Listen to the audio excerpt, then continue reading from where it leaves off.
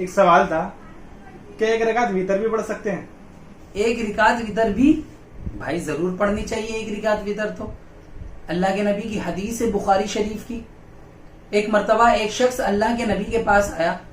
اس وقت اللہ کے نبی خطبہ دے رہے تھے. بخاری کی حدیث ہے. اس نے اللہ کے نبی سے پوچھا کہ اللہ کے نبی رات کی نماز کس طرح پڑھنی چاہیے؟ تو اللہ کے نبی نے کہا کہ آپ رات کی نماز اس طرح پڑھیں کہ 2 رکعت کر کے پوری نماز پڑھیں، اور جب صبح صادق کا وقت ہو جائے یا صبح صادق کا تمہیں اندیشہ لگے تو اس وقت ایک رکعت وتر پڑھ لو. یہ ایک رکعت وتر تمہاری تمام نمازوں کو طاق کر دے گی. تو بخاری کی حدیث ہے بھائی، ایک رکعت وتر تو پڑھنی چاہیے. اور آپ سوال کر رہے ہو کہ ایک رکعت وتر بھی پڑھ سکتے ہیں. بھائی ضرور پڑھو، ایک رکعت وتر پڑھو. ایک سوال اور تھا کہ تشہد میں اشہد اللہ پر انگلی اٹھانی ہے یا پورے تشہد میں انگلی اٹھانی ہے، اس کی دلیل کیا ہے؟ بھائی اشہد ان لا الہ پہ انگلی اٹھائیں گے یا پورے تشہد میں انگلی اٹھا کے رکھیں گے؟ تو اس کے بارے میں میرا آپ سے یہ کہنا ہے کہ میں نے ایسی کوئی حدیث نہیں پڑھی جس میں اللہ کے نبی اشہد ان لا الہ پہ انگلی اٹھاتے تھے. ہاں اس کے بالمقابل، اس کے برخلاف میں نے مسلم شریف کی وہ حدیث پڑھی ہے کہ جس میں اللہ کے نبی جب تشہد میں بیٹھا کرتے تھے تو اپنا دایاں ہاتھ اپنی دائیں ران پہ رکھتے تھے اور بایاں ہاتھ بائیں ران پہ رکھتے تھے، اور تشہد کی حالت میں اپنی شہادت کی انگلی سے اشارہ کرتے تھے. تو حدیث میں کلیئر الفاظ ہیں کہ اللہ کے نبی تشہد میں بیٹھنے کے بعد اپنی شہادت کی انگلی سے اشارہ کرتے تھے.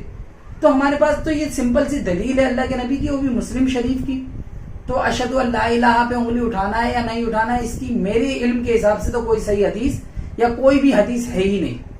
کسی کا ذاتی قول ہو سکتا ہے تو وہ ہمارے لیے دلیل نہیں ہے.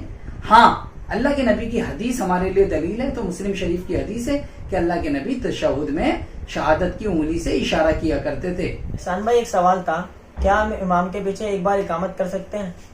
جیسے ہم پڑھتے ہیں اللہ اکبر اللہ اکبر اللہ اکبر اللہ اکبر، اشہد ان لا الہ الا اللہ، اشہد ان لا الہ الا اللہ، اشہد ان محمد رسول اللہ، اشہد ان محمد رسول اللہ. کیا ہم اسے ایسے بھی پڑھ سکتے ہیں اللہ اکبر اشہد ان لا الہ الا اللہ، اشہد ان محمد رسول اللہ، حی علی الصلاح حی علی الفلاح؟ کیا ہم اسے اس طریقے سے بھی پڑھ سکتے ہیں؟ امان بھائی حدیث سے تو دونوں طریقے ثابت ہیں، 2 بار تکبیرات کہنا بھی اور 1 بار تکبیرات کہنا بھی. لیکن لوگ اکثر میں نے دیکھا ہے کہ 1 بار تکبیرات پڑھنے پر اعتراض کرتے ہیں، نہ جانے کیوں، جبکہ بخاری کی کلیئر کٹ حدیث ہے. اللہ کے نبی حضور اکرم صلی اللہ علیہ وسلم نے حضرت بلال رضی اللہ تعالیٰ عنہ کو حکم دیا، بتایا نہیں، حکم دیا کہ اے بلال جب تم اذان دو تو تکبیرات، اذان کے کلمات 2 بار پڑھو، اور جب تم تکبیر پڑھو تو قد قامت الصلاۃ کے علاوہ تمام کلمات 1 بار دہراؤ. تو یہ حدیث دلیل ہے کلیئر کٹ کہ 1 بار تکبیر کہنا بھی صحیح سند سے ثابت ہے الحمدللہ.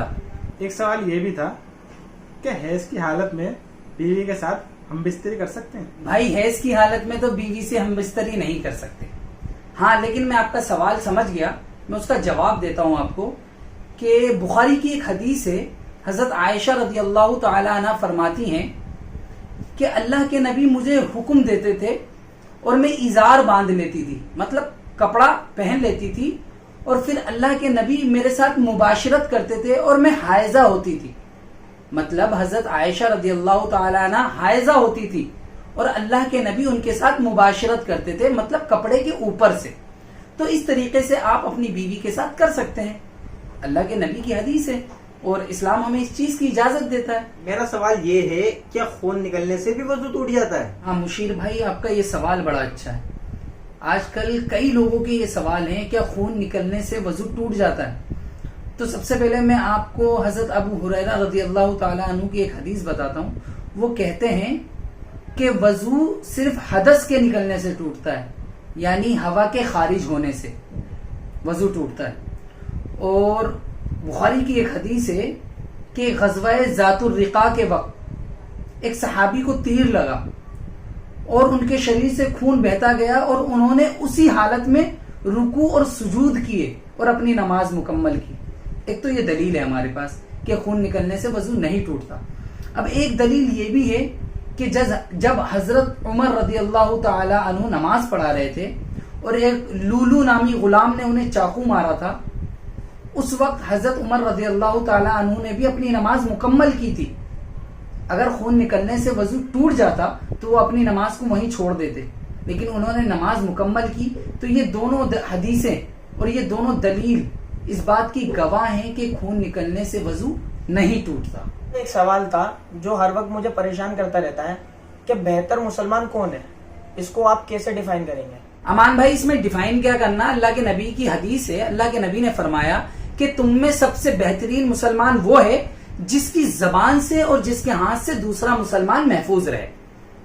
اب اس کو اگر آپ ڈیفائن کرنا چاہتے ہو تو میں اللہ کے نبی کی ایک دوسری حدیث بتاتا ہوں جہاں اللہ کے نبی نے فرمایا کہ مسلمان کو گالی دینے والا فاسق ہے. فاسق کا مطلب سمجھتے ہیں آپ؟ گنہگار، حرام خور، بیمان، فاسق. اور مسلمان سے لڑنے والا، کفر کرنے والا ہے، کافر ہے. تو آپ اس بات کو اس حدیث سے ڈیفائن کر سکتے ہیں کہ آپ کی زبان اور آپ کے ہاتھ سے ایک مسلمان محفوظ رہے، بس آپ بہترین مسلمان ہیں انشاءاللہ. جزاک اللہ خیر.